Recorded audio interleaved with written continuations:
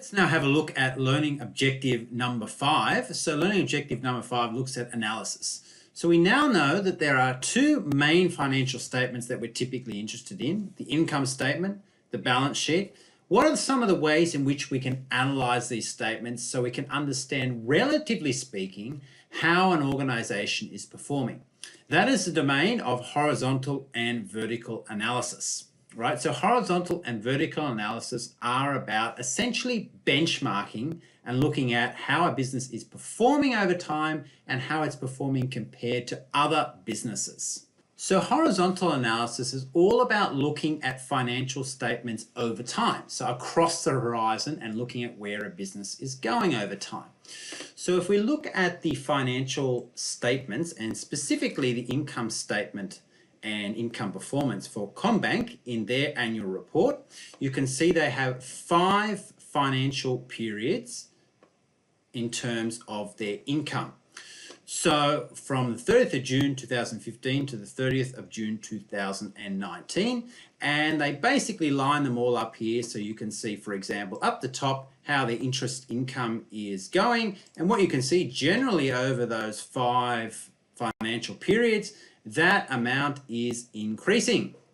Now, if you look at their bottom line profit down here, what you will see is that generally their profit has remained relatively stable, went up a bit from 2015 to 2017, and then declined from 2017 to 2019.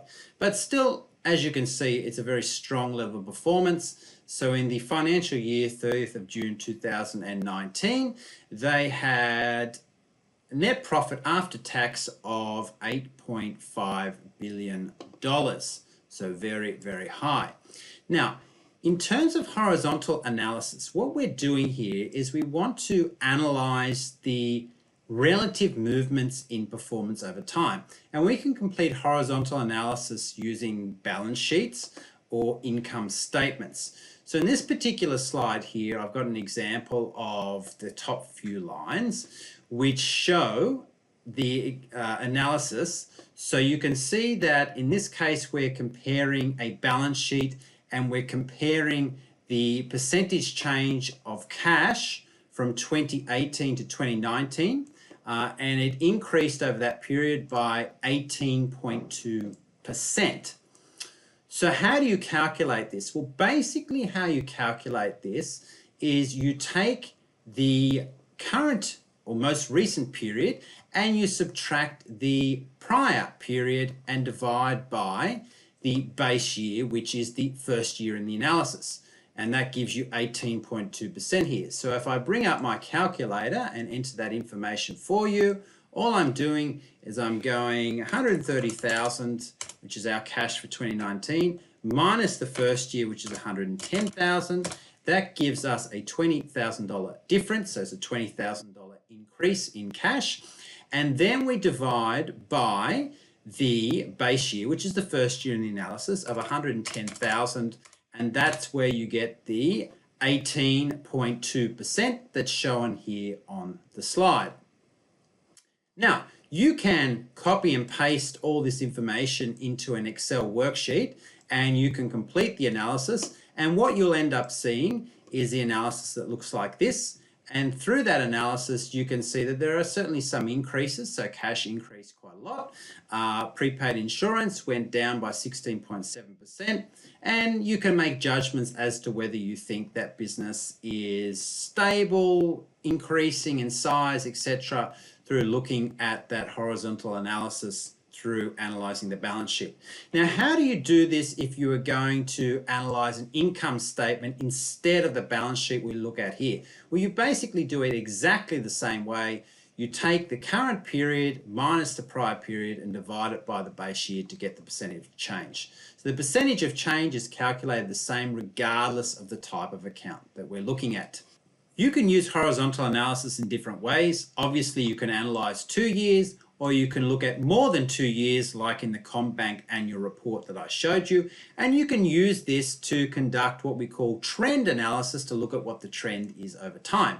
Now, some people use this for the purpose of forecasting. So if they see increases in, say, performance over time, say increases in income when they analyze the income statements, they may conclude that that will progress throughout periods to come. So it will continue to grow. Now, obviously, you would need to look at other assumptions. You'd need to look at the current business events. You'd need to look at various economic factors in order to make that conclusion. But just because something is increasing over time doesn't necessarily mean that it's going to continue for the foreseeable future. So just like we saw here for CommBank, we saw that while their profit did grow from 2015 to 2017, it subsequently declined from 2017 to 2019. And in the current economic climate with coronavirus, of course, all prior trends are unlikely to continue in the future, at least for the short term, while this situation resolves from a financial perspective. Okay, so for the question I just asked you, is an 18.2% increase in cash over the period a good thing? And most of you in this particular case, from these responses I have here, 87% said yes, it is. 7% said no, and 7% said maybe. So what is the best answer? Well, again, this is a question that comes down to your perspective and your opinions in the, say, current economic climate. So in the current climate, obviously, there is a great downturn in demand for goods and services across many sectors, including tourism. And so if that business had an 18.5% increase in cash, a tourist-based business, then that would be a very, very good thing. However, some people would say it's not so good because idle cash doesn't generally earn a lot of money. The RBA's cash rate was just put down to 0.25%, so that means the interest you can earn on cash in the bank is very low, and there's a potential to earn more money elsewhere.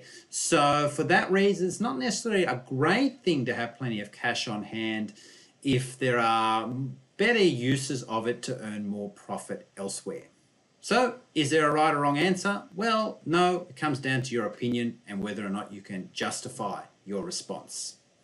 Another technique you can use to evaluate the relative performance of a business is to prepare common size financial statements. And you do this through what's called vertical analysis. Now, if we look at two different businesses, right? So the first business that I've already referred to is CommBank, right? And CommBank, according to the information I've found here on Google, has total assets of $976 billion, at least in 2017. Now, if I want to compare CommBank to another business's performance, MeBank, it says that that business has $27.3 billion in assets. So obviously we've got a very, very big difference in the assets held by both these entities. So therefore, how can we actually compare the financial performance of CommBank with that of MeBank? Well, how we do that is we use vertical analysis, and we divide the different accounts by base amounts, right? So let's have a look at creating a common size balance sheet through vertical analysis. Now, to do this with vertical analysis, what you do is you essentially divide everything in the balance sheet by total assets and everything by total liabilities and shareholders' equity, right? Now, obviously, given the accounting equation, those two things, total assets and total liabilities and shareholders' equity, are exactly the same, right? So you can see in this case that cash in 2019 for this business was 14% of $930,000 of total assets, right? So all we did in that case, if we bring up our calculator, is we go 130,000 in cash divided by total assets of 930 gives you 13.98%. And you can do the same thing for every single asset that is listed here. And you can also do the same thing for every single liability and equity account. So if we want to look at the relative size of accounts payable, we would essentially divide the 60,000 in accounts payable there by 930,000 in total liabilities and equity, giving you 6.5%, right? So you could compare and create a common size statement for a business to compare different years over time, or you can compare different entities like CommBank with MeBank, and you can see what percentage of cash they hold compared to the total assets to get a relative understanding as to their financial position. Now, you can copy all this information and put it into an Excel worksheet, and you would generate the table that looks like this one, which shows you all the percentages, and you can see which assets, for example, are comprising a higher amount of total assets here. So in this case, the highest asset percentage that I can see here for this business in the first set of columns is inventory. So 24.2% of their assets are in inventory, and in the prior period, or if this was a different business, in this other business, it would be 29.1. So is that good or bad? Well, it depends on your perspective there. It depends on whether or not you feel they're running out of inventory or they're not managing inventory so effectively in this case here, whereas in this case here, they're selling it out faster and therefore they've got less on hand. So that could be better in that case. So in order to create a common size income statement, which is basically what we're looking at here, you need to divide all the income statement numbers by revenues. And in this particular case, revenues are $400,000, right? So if we compare $100,000 in salary expenses to $400,000 in revenues, we get 25%.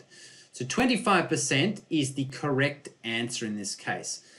You divide all the assets by total assets when creating the common size balance sheet. So the $1 million in this particular case is not relevant.